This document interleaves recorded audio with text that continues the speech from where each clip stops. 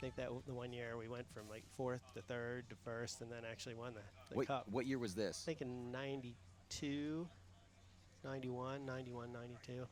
So So we're gonna. So happy to have Adam up here so we can talk about some of this history. Gonna jump back into this match here. Gridlock taking on Thundercats. Gridlock was undefeated until their first game on this field against the All-Americans, and the All-Americans beat them up pretty bad. So this is a huge game for Gridlock. But if they drop this game, being that they were undefeated, if they drop 2, I think they'll be fine. They'll be fine. So Gridlock, good opportunity here to move on. And talk to some of the guys, talked to my boy Steven, and he was like, look, I really think we got a chance to win this. Old school trauma player, you know, Gridlock from the Carolinas. So right now, Gridlock is on the left-hand side. Thundercats on your right, and Thundercats dropped an early body, so 9 players left alive for them. But Adam, did you see anybody die from Gridlock? I think they're 10 up right now. I have not. I think they're 10 up. So they're doubling up. The lay down in the center. You're looking at the Thundercats on your screen right now. Again, 9 players alive for them, but neither team going to the snake off the break. But Thundercats got the 50. There. Yeah, Thundercats taking that 50 in the center, and that is a big move because that bunker and the snake bunker are the most important. Obviously, the sub is also important, but it's harder to get there, which makes it less important because it's just so tough to keep those bodies alive pushing forward on the field until you have the other 50s. Yeah, Gridlock's going to have a hard time moving up their left tape with him there. Although he may not be there long. I was just going to say, because it looks like Gridlock trying to reposition to come and shoot him out. So Gridlock making that move in the center, and he's going to crawl up. And at this point, probably knows he's there, so let's see if he comes over the top and stabs him. And he's going to focus on the snake. Now getting in the snake, the Thundercats first to go on the snake. What I don't like about Gridlock's game plan is they went away from trying to attack the snake.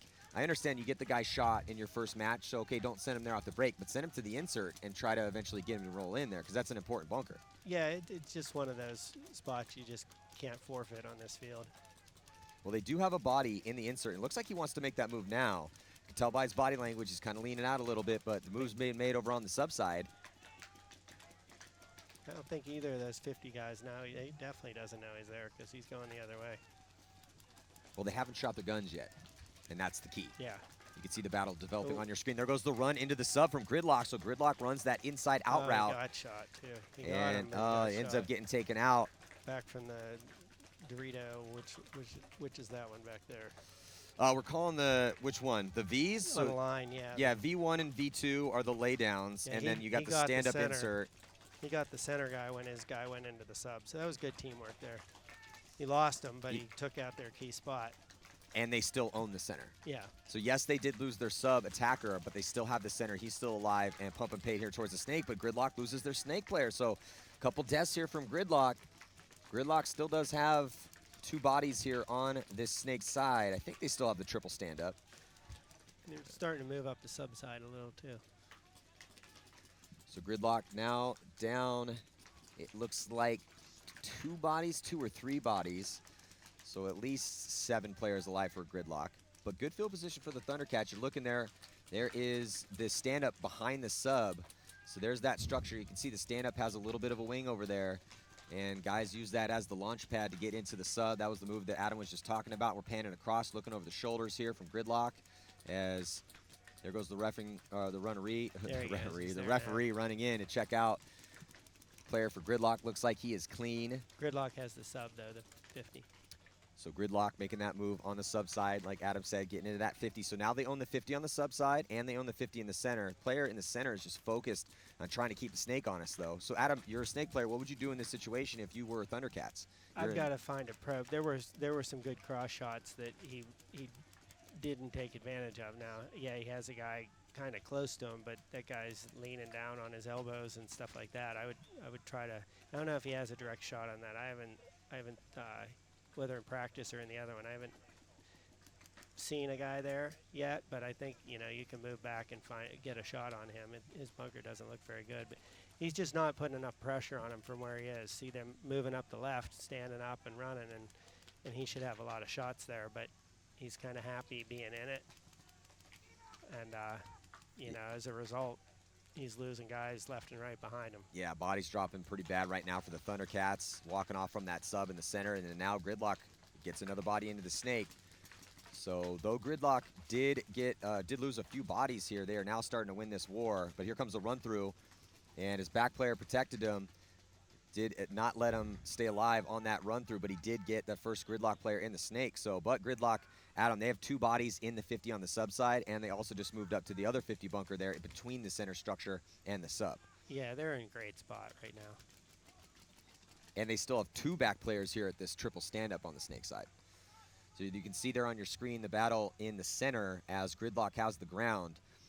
Still playing that wing in the center and double up the sub. And there's the Thundercat player on the right-hand side of your screen at the triple laydown.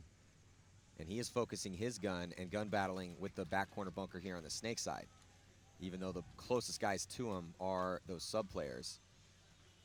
They're on the top of your screen. They get the guy out of the center. This game's going to be over. Ooh, Gridlock coming in, getting into the snake. They had 2 bodies in that back bunker, so able to use one of them to push forward. Locked up on all the 50s now, trying to work out these last few players. There goes the triple laydown.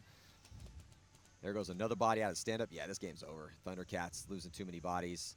And real quick, so Gridlock have only dropped 1 game so far today, or so far in this tournament, and it was the All-Americans a little earlier on this morning. So Gridlock's, that win absolutely is going to put him in. Yeah, that was a solid game. I mean, they weren't, really pressured much. The team took positions but didn't do anything with them. They just were happy to get there. And sometimes you got to take advantage of those spots.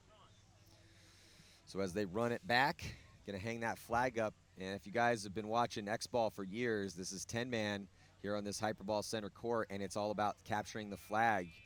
You got to go and get that flag just like you did back in the day when you first started. You got to go to their flags back, and that's worth 50 points, 20 points for the pull. And then you get points for live bodies and for killing opponents as well, too. Yeah, there are probably a lot of people watching this who've never even seen that. Oh, for sure. I haven't watched a 10-man game. Wait, where's the button? Yeah, yeah. Where's the buzzer? I don't understand where the buzzer is on that big old flag station over there at the start box, because we can't call it the flag station anymore. Right, because there's no flag. Yeah, it's no flag. So once that went away, when we went to the buzzers, we kind of had to change the name a little bit.